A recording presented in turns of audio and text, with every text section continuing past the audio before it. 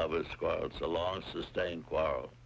What's going on, world? Hey, everybody. It's your guy, TJ, Mr. New Cool. And it's your girl, Dani, your horribly horse. Triple H. But then you use the same word twice. I did not. Because to be hoarse, as in my voice, is H-O-A-R-S-E. It sounds the same. Sorry. They're homophones. I believe you. How are you doing, Dani, besides being hoarse? I am okay. I'm going to apologize now, guys, because if you've listened to us for any extent of time, I'm the sickly one in this relationship. I'm usually the one who's got a cold, has got a stomach bug, got something going on with them. And today, this episode is no different. You're going to hear that a lot, and I apologize. But, things happen, and I got sick. As long as you're not sick for the live show, otherwise I'm going to dock your pay. How do you take nothing from a net zero? I'm going to dock your pay. Okay. Well, my goal is to not sound like this on Sunday for the live show. I'm doing what I can. I have my vitamins and my orange juice right in front of me. Got a pack of cold medicine next to me that I'm going to take. And hopefully I can, I will be bright-eyed and bushy-tailed by the weekend, because that would suck. But I would push through regardless. Otherwise, I would sue you. You would sue me? You can't sue me. I can sue you. For what? Messing up the show. You could only do it if I did something on purpose. I didn't purposely get sick. You did, but anyway. Well, welcome to another episode of Lovers Quarrel. If this is your first time listening, welcome. Sorry that this is the one you gotta hear. If this is your second time, welcome back. And if it's your third time, your family. So, we're gonna go ahead and jump right in. Well, actually, I forgot to ask you, how are you doing? You always forget about me. Shut up. I'm out here living my best life, You calm? Every day above the ground is, a good one, so. You calm, you cool, you collected? Sure. So, that's good. I'm glad that you're in the right headspace and all that stuff like that. But, you ready to jump into our episode? Let's get it on. Well, as always, we got an elevator to catch. Would you like to go first, or would you like me to go first? You can go first. So my elevator talk for this week is going up. So I had a meeting after work today with a very important person in the district, and I really feel like the meeting went well. It wasn't a job interview or anything like that, but it was a sit down for me to kind of pick the brain and talk to this person about what their department does, because I'm really interested in the work that is going on outside of my own classroom, and how I could kind of be a part of it. And it was just a really good conversation. I think it went well. I think that it could lead to opening doors or new opportunities for me, which is something that my app, The Pattern, said would happen. And I don't know, babe, do you have the app, The Pattern? No. Oh, you should get it, because basically it's kind of like astrology, but like heightened kind of, because it gives like very nuanced and specific feedback. But you also have to put in like not only just your date of birth, but like your time of birth. Oh, that's the reason why you asked me my time of birth? Yes, because I looked up to see my compatibility, like my partnership ups and downs with you. It actually says some like real like good shit. But I happened to get a notification today from The Pattern. It was talking about seeing your destiny, and I knew that this meeting was could have, I was really excited about this meeting because I just wanted to kind of get in front of this person and just kind of be able to have for her to put a name to a face kind of thing, or a face to a name. And when the Pattern pulled up, it was talking about seeing your destiny, and this is what it said. It said, a door has opened for you. What happens now, sorry guys, what happens now is significant, but you could miss the moment if you're not paying attention. The destiny of all humanity is aligning with your individual destiny and the person you came here to become. What happens now is like a glimpse of what's possible for your life. It's a portal into your future, so take notice of the people, the opportunities, gut feelings, and synchronicities that happen right now. They're all incredibly relevant. At other times, these situations could be meaningless, but now these moments could potentially change your life. So I had this kind of like I won't even say semi, it was important to me. So the meeting was important to me. And then I see this thing like on the pattern about like seeing my destiny and how like, you know, things are lining up for me. I don't know how much people buy into that, but it all seemed very kismet. So, and I felt like the meeting went well. I hope that the person I met with felt the same way. But I left out of there feeling like I made my mark. And there are some things that I can possibly work on coming in the pipeline to kind of help me align myself with them more. So I'm really, really excited about that. And that is my elevator for the week. Very nice. Thank you. I do what I can. So I'm gonna stay up. Okay. I've been down for like the last 3 weeks. You've definitely been a buzzkill. We can't keep that up. At work, I'm learning a new system, and that's pretty cool. And you know, okay. Got to speak to some of my line brothers today. Oh, how many of them? I spoke to 4 of them. Really? That's like a record for one day. Yeah, for one day, I guess. I feel like you should be facetious, but I'm not.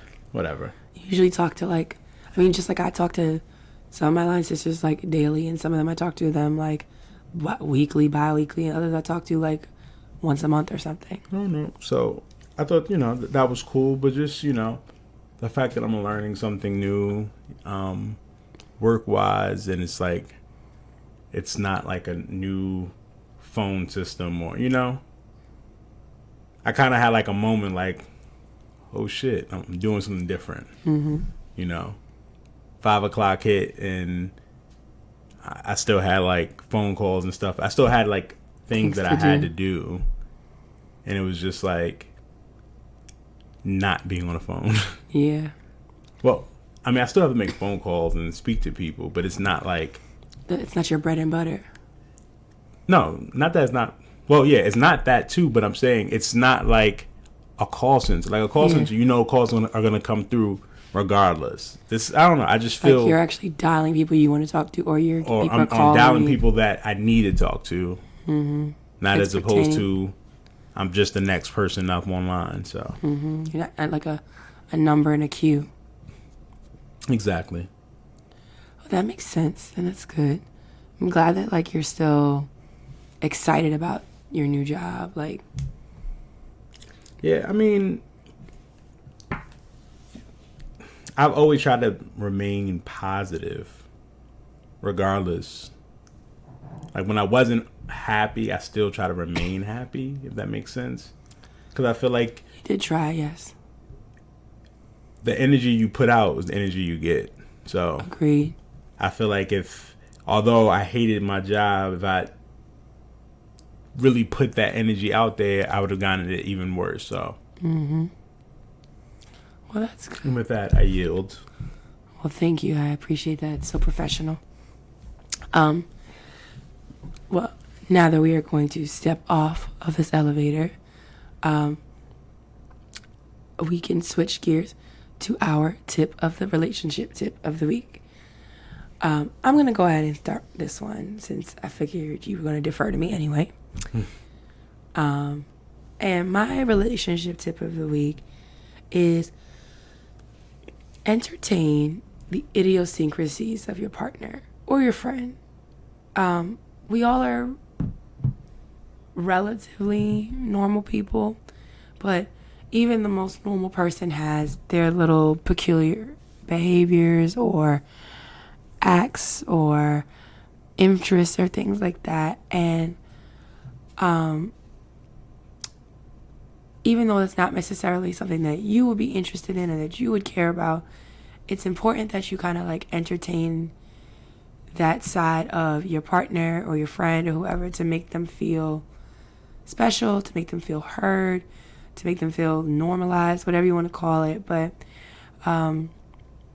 it's just really important that you almost to the extent like admire some of the peculiar things about the person, that, especially the person that you lay with.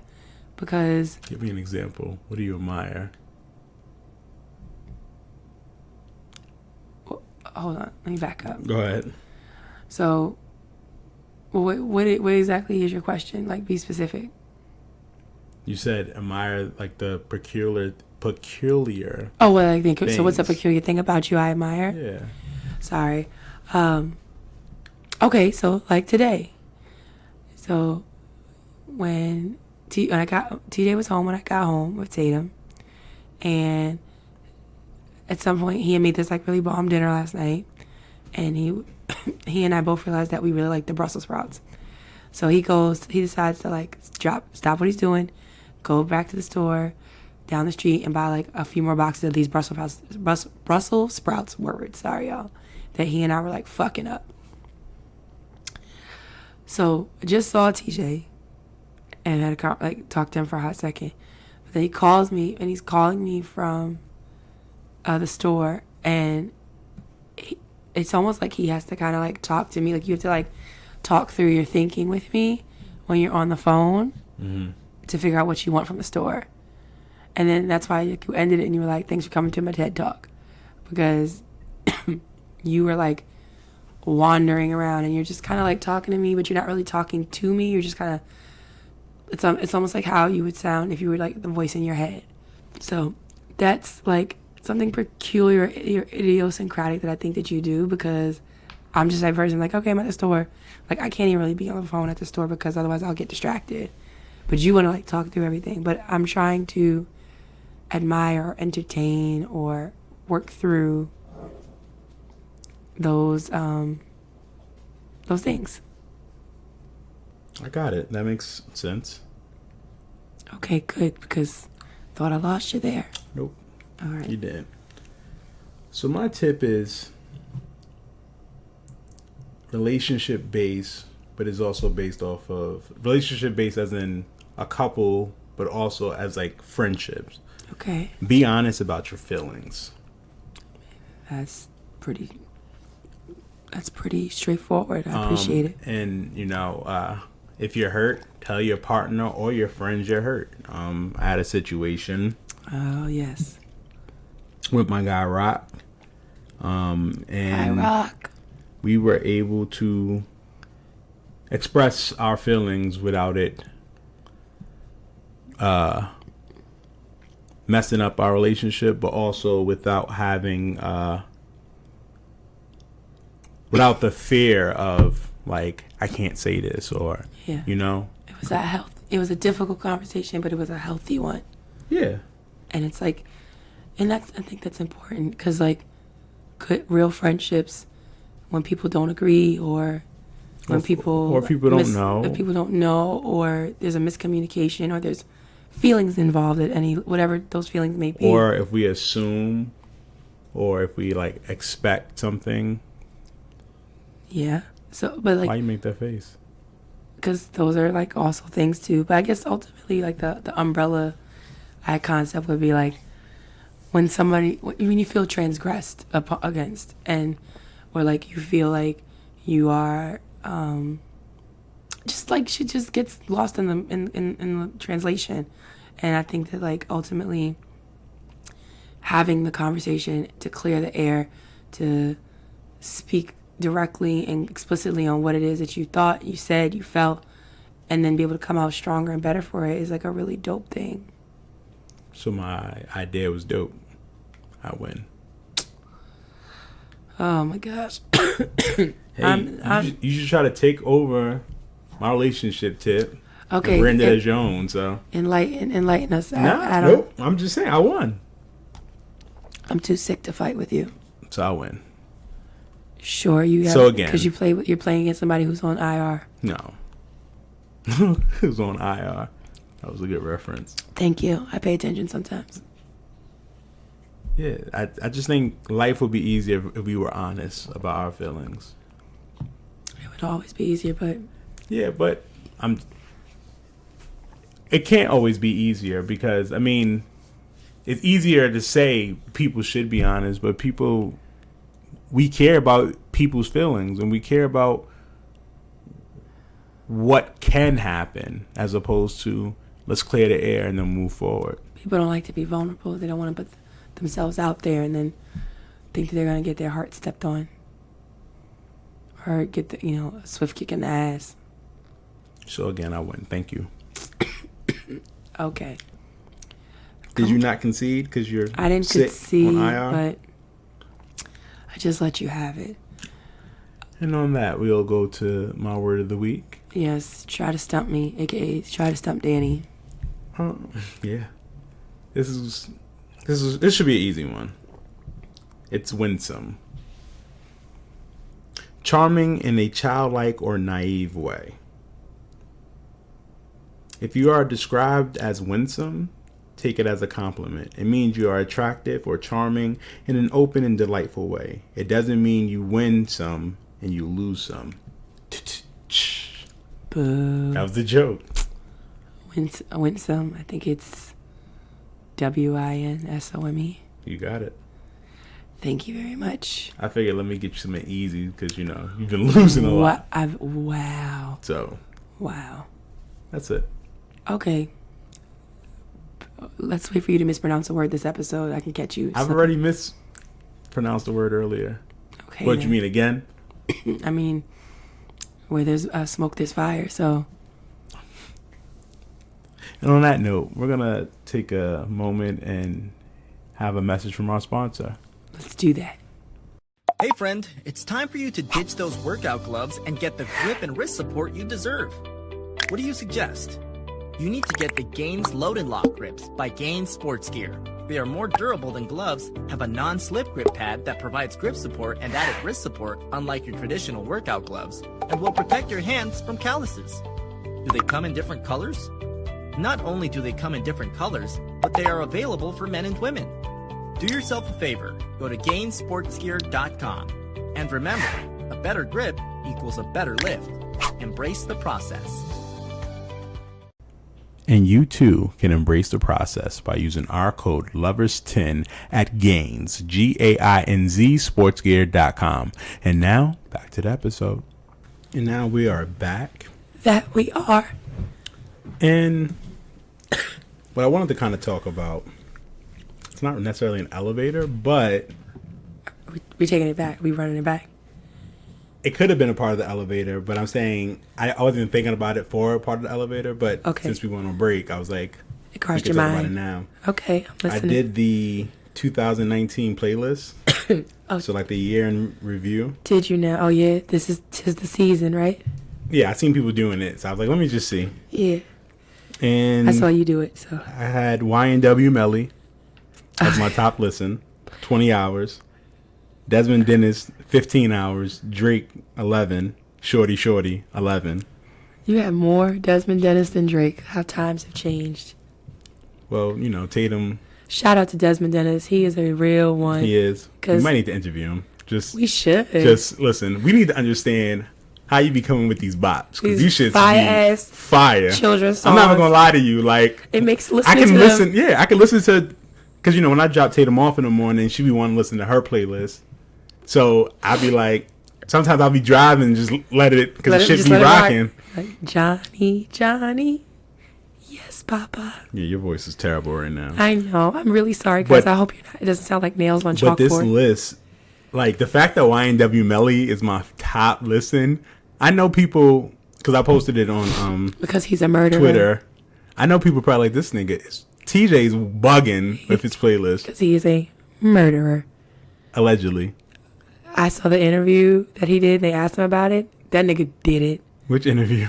It was some interview. I don't know if it was like. I'm not gonna lie. I do think he did it. I was watching the documentary of him, and that nigga is. He's bonkers. He was talking about how when he was a child, he used to bring a gun inside his lunchbox. Inside his lunchbox. So he'd be like, he made a statement like, people thought I was a sweet kid. Little did they know I used to carry a 4-5 or some shit like that. I was like, yeah, this nigga's a murderer. Yeah. But his music be rocking. And Tatum loves mixed personalities. She does, but... So... She does. That's why he's my number one. I just thought it was funny because and it, you know, it also shows that because my commute used to be so short. Yeah. I would listen to the same. So I have a playlist, and anytime like new music or shit I like, I just throw it in that playlist. Yes, you so do. I always start with that playlist, and I always go.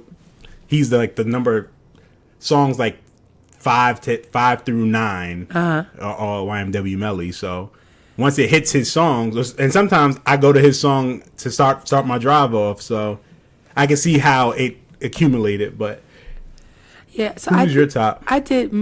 So my top artist that I listened to, literally Beyonce. Desmond Dennis, then Beyonce came in second. It was Really? by 1 hour. By 1 hour. So, but I have like very little. It's like 10 hours, 9 hours, because I listen to like the same thing. So Lil Nas X came in third. That's also due to Tatum. Oh yeah. Jay-Z, Lizzo. There's 2 hours. Childish Gambino, Drake, and that's like kind of it. My number one song for the year is the Itsy Bitsy Spider by Desmond Dennis. Does it show you the number one song? Yeah, mine broke it down by song. So like my number one song is Itsy Bitsy Spider, then Old Town Road, then Way Up from the Spider-Man soundtrack. Let me see. That's on the playlist? Yeah. Oh, so my number one song. Okay, so I didn't realize that. Number one song was Murder on My Mind. I told you, I might be a killer. Yeah, Mixed personalities, for real, and then it's Itsy Bitsy Spider. Yeah, you listen to music. My number 5 was Cash It by Megan Thee Stallion. That song is my jam. Okay. Sorry. So yeah, I just wanted to kind of talk about that. I would suggest y'all to go do it if you have Apple Music. Do your replay for 2019 and see what you listen to. Honestly, it makes me want to listen to more music because this ain't it. Yeah, I mean, that's what happens when a 2-year-old rules your life. So, I mean, it is what it is. It's all good. So now that we're back. Yes, and we've touched on that. Oh my God, can you hear my wheezing? Yes. Oh my God, that is so bad. I'm so sorry, y'all. Listen, I'll be better by Sunday. If you're not, I'm docking your pay. Nigga, first of all, applaud me for thugging it out the way I am. I'm still going to work. My kids are like... You would have went to school regardless. Yo, but shout out to my kids, though, because even though because this is the most I can talk. I've talked, like, when I'm at, like, during the day, but when I'm at school, it's even worse sometimes, and I legit, like, had to, like, write on the whiteboard, like, I was like writing messages, and then I was like having to bang on the desk to get the class's attention. But the good thing is that like my kids, there's enough kids in each class that fuck with me that like they're like, shut up, Miss Patterson trying to get your attention. She said sit down. She said do this. So they be kind of regulating on each other for me. So no complaints there. I'm gonna cough now, guys, so that way I'm not continuously wheezing throughout the rest of this episode. So bear with me. Okay. What do we call this? Did we already call the episode flu game? We have. You want to use a flu game again? I don't know. It's not the flu, but this because is you're always sick, so this is like wheezy. Like it's just bad. We'll figure it out. Yeah. So with that, Dani, let's go into this quarrel. Yes. So you created it, so I did. Put the give the context. Give the context, and then we can duke it out. So, when you're in a relationship, you are a unit, and you most times move as such. But there are these like one-off occasions sometimes where like you might be out and about, or you might be somewhere in mixed company, or let's say, or just not just the two of you, and your partner and someone else start to having some type of like quarrel or debate or a flat out argument. And my quarrel is about whether or not you should call your partner out for being wrong. Like if you see them engaging in some type of discourse or disagreement with someone else, but in your heart of hearts you think that actually like, damn, my boyfriend, my girlfriend, my husband, my wife is the wrong one in this thing, should you call them out? And or should you like vocalize like whether or not you agree with them in that setting? No. I think it depends. So if I'm wrong, you won't call me out in front of people? That's what you're saying, depending on... I think depending on... What's the depend?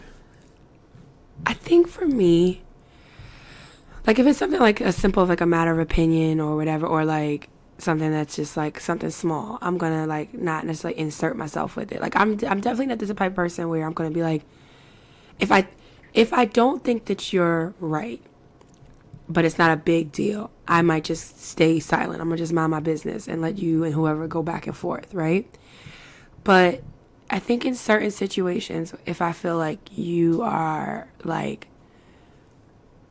aggressively wrong, like not only are you wrong, but you're loud and wrong, or like you're mean and wrong, or it's just like it's something so fundamental that I feel like I would be remiss if I didn't say something, then I might have to be like, well, or like if somebody defers to me, like if, you know, you would defer to me for like support, but I'd be like, well, actually, so-and-so has a point, or something like that. I feel like that's the case. Like, I mean, but it'd have to be something really big. It'd have to be something really like... I know, but you're not giving us an example. Okay. Maybe if... I don't know, like if you had some type of like outlandish stance on like abortion, or if you were trying to convince somebody that... So if I had a outlandish idea on abortion, like if you were not, honestly, like you would say I'm wrong. Yeah, like if you... How can my opinion be wrong? What I would say is, I'm not saying your opinion would be wrong, but I would say I would not take your side if it is not the opinion or the So feeling you're a that traitor out here. Not a traitor, but I'm also not going to abandon my beliefs just to make you feel like you're supported in that moment. Like if you and I don't agree on something, or if you and another person get into a debate and I side on this other side of See, I was taking your quarrel in the sense of like, I did something wrong. That too. If you did something wrong, if you call somebody a poo putt bitch. Poo putt bitch. That was the best you came up with. So if I call someone a poo putt bitch, or a fucking whore, and it was with malice, and you're not like, gonna take my side. That's what you're saying. If it's like if they said something you didn't agree with, and if you're like, see, I don't agree with that. You're a fucking whore, or if you're I never agreed bitch. with going against someone important to you in front of other people. We can do that at home. I can chastise you. Most times, yes. You gotta have a unified front. The world isn't black and white. There's shades of gray. I understand that, but I'm just saying the way that I live, I'm gonna roll with you regardless. And then when we get in the crib, when we get in that car, we can have that conversation. We can converse. So there's nothing I could say or do against another person, and you're gonna be like, you're just gonna look at me. If it's a serious matter, I gotta support you. But what if I'm the wrong? unit doesn't look as strong if people see things wavering. But what if it's something that's so obvious that like, if Tatum went to school and called her teacher a bitch, she would be wrong. She would be wrong. But I'm not gonna let the teacher know that she was wrong. I'm gonna let the teacher know that she's wrong. Nah.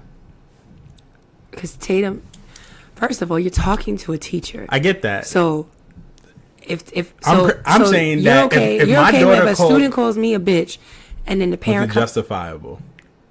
It's never justifiable. No, sometimes it is justifiable. Okay, I understand. It may not be right because it's a child to an adult, but if my child did something that was justifiable but was wrong, I'm not going to let the teacher know in front. No.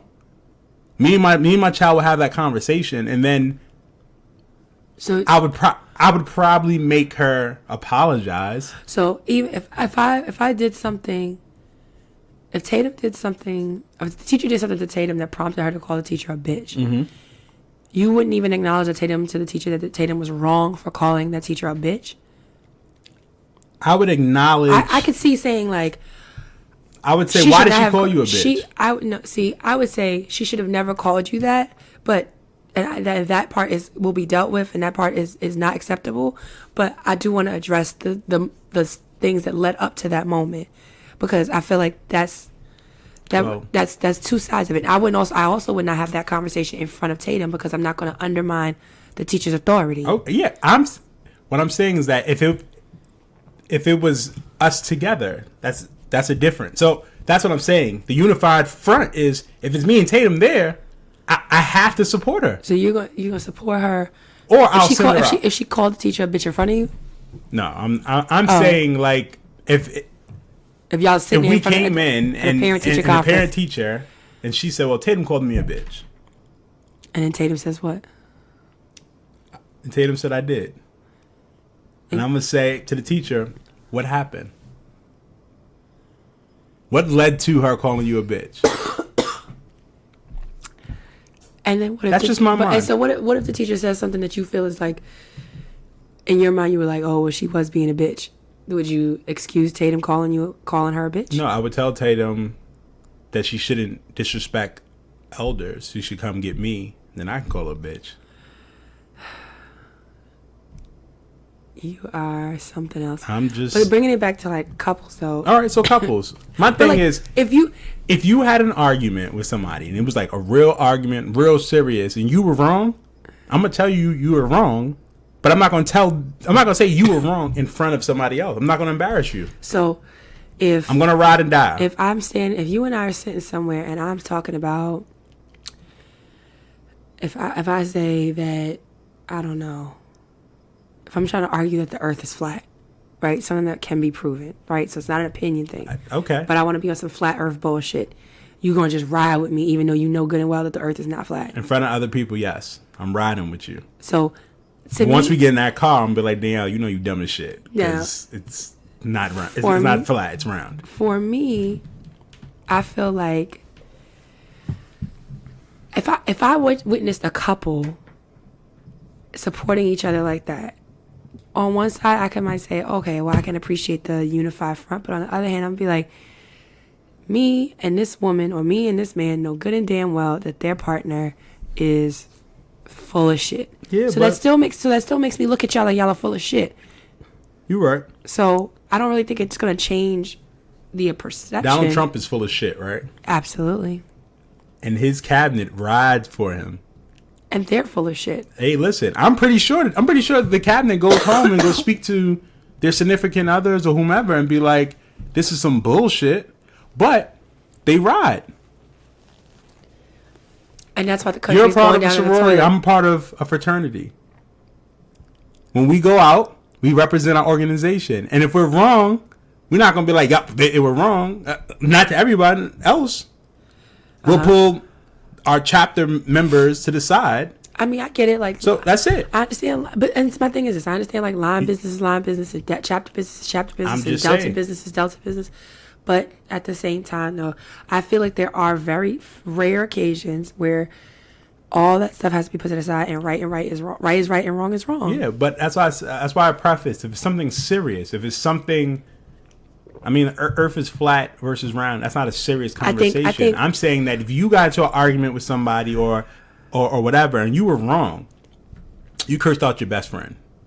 Danielle's wrong, but I'm gonna ride with Danielle because Danielle's my significant other, and then me and you can talk about it later. But my thing is the loyalty needs to be there. I'll say that if you were to curse at your best friend, then I would say. That would be a situation where I would tell you were wrong behind closed doors. If you started talking about, I don't know, what's something else? I just had it too. If you were just talking about anything else that was kind of like obvious, like if you tried to say that it's okay for men to beat on women or something like that, then I'm gonna stop you in your tracks, like regardless of where we are, and be like, no, that's wrong. And I mean, obviously that's like a very, very extreme scenario, and I acknowledge that. But I'm just trying to think of something where like there's like a hard line, and that's why we're quarreling, because we see two different things. So it doesn't matter what I say out my mouth. You're not gonna go against me in public, unless you tell my mother. Oh, yeah. So I gotta talk about your mama to get you to. switch I'm gonna teams. say my father too, because if he listens, he's gonna be like, "Oh, whatever." So, I talk about your parents. yes. So that's the only time Yola would be like, "Fuck is you doing?"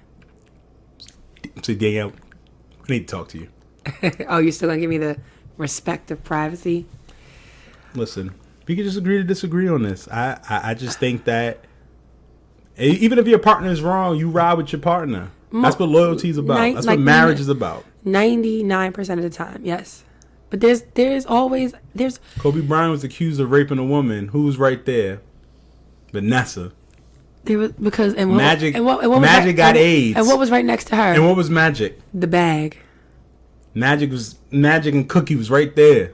And what was right I'm next just to her? saying. The bag. All I'm saying is that behind closed doors, I'm pretty sure they got in that ass. I'm pretty sure. But in public, they were a unified front. And that's the loyalty I want. Well, when you make enough money like Kobe and Magic, you'll get that type of loyalty. That's terrible. So you're a gold digger. I'm not a gold digger, but you're not acknowledging the fact that these women. I mean, granted, Their situations but you're not were, acknowledging that these women also had they had something invested in being with those men because of their financial. Do you know what happens if you divorce in California? You get half. If there's Half. no prenup, and if you've Half. been together at least 10 years. Half. That's why Tom Cruise did Nicole Kidman dirty. He divorced her like 9 3/4 of a fucking marriage. All I'm trying to say is at the end of the day, when you're married, when you really fuck with people, you have a unified front. 99.9% of the time. Yes. There's always something out there where right is right and wrong is wrong. All right, well, I need to make sure that I need to find me someone else who could be loyal. I'm very loyal. 99.9%. I mean, you could. I need 100. Nothing is foolproof. I need 100. Nothing is foolproof. Says who? Sounds like a quitter. I'm not a quitter, but I didn't. All I said was sounds like a quitter. There's always a realization that like things could be like somebody could say something that you fundamentally disagree with or that is fundamentally wrong, and if somebody is like loud and wrong about it, and if they defer to you in the midst of this argument, you're just gonna be like, you're throwing in new parameters that we didn't talk about before. I'm just thinking of like a scenario, but Because you're trying to make your case sound better. okay, then what's the problem with that? Because that's bullshit, but It's not. it is. It's not. It really is. The parameters, are you going to be loyal? And now you're adding stipulations. If on the 5th Wednesday of the month, and this has nothing to do with any of that. You are a hater. I'm not a hater. There's always an option, a caveat, whatever you want to call it. There's always going to be one. Always. There's always going to be one, even if it's Always. one time out of 1,000. Always, that's what you're saying. There's going to be a moment. You're saying that it's always, right? I'll say this. There's always the possibility. Okay. There's a possibility. So if I cheat or beat, there's always a possibility. No, there's not. How not? You just said it's always. I'm talking about always a possibility in this scenario. Oh, so now we're talking about Stay focused. this what's the name? Stay with me No, here. I was just trying to play your game. I'm losing you. I wanted to go over there. I'm losing you. Whatever. I need you to bring it back in. Whatever. All right. So Dani has my back 99.9%, depending on what the situation is. Yeah, but if what you I try say, to start and talking everything about else. that the earth is flat, then I can't support you in private or in public. You know, it's better to know how people are going to do you. So now you question my loyalty. I just want to even pull you into it. I'm gonna find someone else. Oh my God! You know what? That's when you could pull your mom and your daddy in, right? I don't have to. I thought they would always support you. My mother definitely will always support me. My father, it depends, because he likes to argue, so it'll become about him, and yeah. So Fair, okay. But is there anything else that you would like to talk about, my good sir? live show. Guys, guess what? As of this recording, we have officially sold out the live show. We did it, baby. We did. I mean, I feel like that's such a major accomplishment. Like, we've had 2 live shows in 2 years and in 2 different cities, and the number that we set for ourselves, we hit. Like, what more can you ask for? And we really, really want to thank y'all and tell you that we appreciate every single person that paid their money and, you know, is coming out to see us on Sunday. We're going to have a really great show for you guys. We hope that you enjoy it. We're going to be kind of interactive. We're going to do all the staples that you know and love. And I'm going to definitely sound better. Let's make sure I should have started with that. But, yeah, no, I'm just really, really excited. And, I am too. I'm a little bit nervous. And relieved. Nerves are good. Relieved too. Nerves are good. I mean, that's what they say. They're healthy. That means you're normal. I feel like New York is a different beast. It is, but at the same time, like, we are of New York. Like, we're from New York. Okay. I'm just we expressing what I feel. That's it. That's fair. But we come from the same stock of the now people. You want to support me. Beat this 0.99%. Whatever. See, when I try to be transparent, I can't be transparent with you. I'm trying. I can't even trust you. Trying to be vulnerable with a nigga. I can't even trust you. And here he go trying to use my words against me. Listen. But ultimately, I'm excited to be able to hit New York and be able to do it and say we did it.